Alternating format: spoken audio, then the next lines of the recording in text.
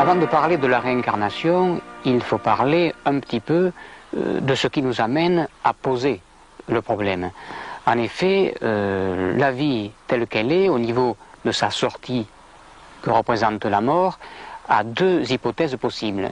Ou il n'y a rien après la vie, et à ce moment-là, ça ne vaut absolument pas le coup de vivre, c'est évident, puisque la vie se résumant à boire, manger, dormir, travailler, souffrir pour rien à la sortie, ça ne vaut vraiment pas le coup de vivre. Donc l'autre hypothèse, il y a quelque chose.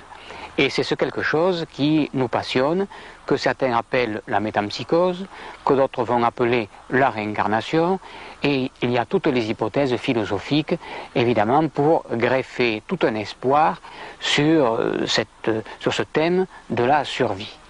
Personnellement, et je m'engage en disant cela, je crois foncièrement en la réincarnation. C'est-à-dire que je crois que la vie est une étape, une transition, un voyage temporaire, et dans ce voyage, il y a des expériences à vivre, et à partir de ces expériences, on progresse. Sur le plan théologique, on peut dire que nous sommes pratiquement les seuls, en Occident, à ne pas croire à une survie. C'est-à-dire que l'occidental croit que la vie se termine à la mort. Or, les autres civilisations, et les civilisations très anciennes, ont toujours conçu un espoir sur la survie. Et effectivement, ils ont basé leur théorie sur des concepts, sur des preuves, sur ce qu'on appelle la sagesse expérimentale, qui permet d'approcher l'au-delà et ses possibilités. Sur le plan théologique, on peut dire que nous sommes en déphasage sur ce sujet en raison de l'Église. Et nous nous trouvons en 553 avec une ambiance représentée par ce que l'on appelle un schisme qui se préparait dans l'Église. D'un côté, il y avait les traditionalistes, ça c'est pas nouveau, le thème continue actuellement.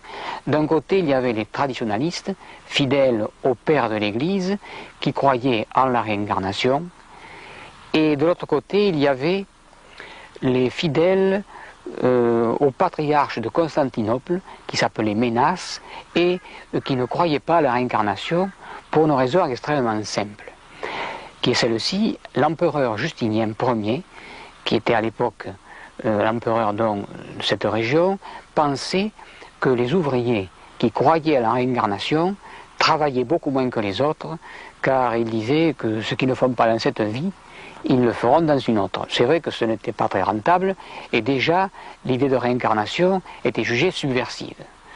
Donc une réunion a lieu entre Ménas, patriarche de Constantinople, Justinien Ier et le pape qui s'appelait Vigile, et on décide, à 3 niveaux supérieurs, de retirer des Écritures l'idée de réincarnation. Le concile a lieu, comme je vous l'ai dit, en 553, et fut retirée définitivement l'idée de réincarnation à partir de ce concile. J'ai été en contact, figurez-vous, avec des avocats de Paul VI à l'époque, et on a longuement discuté sur ce thème de la réincarnation. Et je lui dis, vous ne pouvez absolument pas ignorer ce concile de Constantinople qui a arrêté l'évolution de cette pensée religieuse et philosophique. Il me dit, nous connaissons absolument cette pensée, et ce concile, bien sûr, il existe, les traces y sont, mais on ne peut absolument pas remettre au goût du jour l'idée de réincarnation, car ce serait montrer et démontrer que l'on s'est trompé volontairement dans un but politique et religieux pour enfermer les masses pour qu'elles n'évoluent pas, et ce serait vraiment montrer qu'il y a eu un mensonge au départ et une manipulation pendant 15 siècles, et ça on ne peut pas le faire. Parmi les nombreux cas sur lesquels tu t'es penché, sur un sujet vraiment extraordinaire, doublement extraordinaire parce que cet homme dont nous allons parler était un modeste mineur de fond. Il s'agit de Augustin le Sage. Alors ça c'est fabuleux. Oui. L'histoire d'Augustin le Sage fait partie des grandes preuves appuyant l'idée de réincarnation. Le Sage est né en 1876 et mort en 1954. C'est donc très récent, et ma grand-mère maternelle, qui était Jeanne de Laval, a étudié ce cas. Toute une équipe dont le docteur Rosti, le professeur Charles Richet, qui était prix Nobel de médecine, a étudié ce cas. Un cas extrêmement curieux. Il est donc né en 1876 dans le nord de la France, région du Pas-de-Calais. Jusqu'à l'âge de 35 ans, rien n'est venu troubler sa vie. Une vie extrêmement simple, modeste, difficile. Il faut se représenter en 2 mots ce qu'était cette existence des mineurs de fond de l'époque. Les chevaux tiraient les wagonnets au fond de la mine. La noirceur était partout. Le matin, il se levait de bonne heure, il faisait nuit. Il travaillait au fond de la mine, il faisait nuit. Il rentrait le soir, il faisait nuit. Donc un univers, si l'on peut dire, extrêmement sombre. Jusqu'à l'âge de 35 ans, rien de spécial dans cette existence. Puis un jour, il travaillait au fond de la mine de charbon. Il entend une sorte de voix lui disant « Un jour, tu seras peintre ». En termes de métier, on appelle cela de la clairaudience. Mais il ne comprenait pas ce terme, il ne savait pas ce qui se passait. Un jour, tu seras peintre.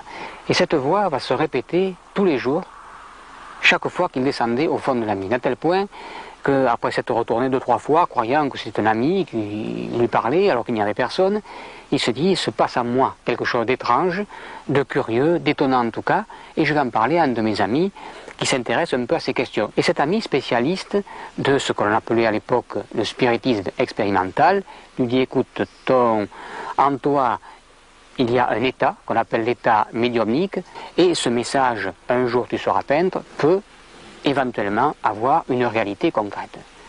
Le sage, qui était un homme très honnête, très simple aussi, dit, puisque je dois être peintre, pourquoi ne pas essayer? Et il va chez le marchand acheter quelques pinceaux, de peinture, et il commande une toile. Dans la commande, le marchand se trompe, et au lieu de lui livrer une toile toute petite, de la grandeur d'une feuille de papier canson, 21,7 m, pour essayer en tout cas, on lui livre une toile qui faisait 3 mètres sur 3, c'est-à-dire 9 mètres carrés.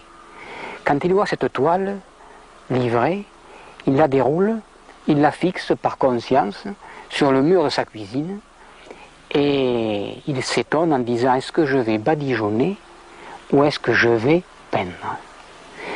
Et c'est à ce moment-là que son ami qui s'intéressait au spiritisme était là, commence à déboucher les couleurs et lui dit, attendons. Et le sage lui dit, mais qu'est-ce que tu veux que je fasse? Je ne sais pas dessiner un pot de fleurs, on a une surface de 9 mètres carrés, qu'est-ce qu'on va pouvoir faire? Il se recueille, il prie et demande à cette voix d'intervenir si elle existe. Et curieusement, son bras droit se met à avoir ce qu'on appelle une transe médiumnique, sa main se raidit quelque peu, des fourmillements. Dans un geste automatique, le sage attrape des pinceaux, un pinceau, des tubes de couleur étaient ouverts et commence à faire des petits points sur cette toile immense. Puis il s'arrête. Le lendemain, il reprend. Et au retour de son travail, il peignait à peu près 1 heure tous les jours, jusqu'au jour où la toile fut complètement recouverte. Et phénomène très étrange, il s'agissait de fresques de civilisations disparues.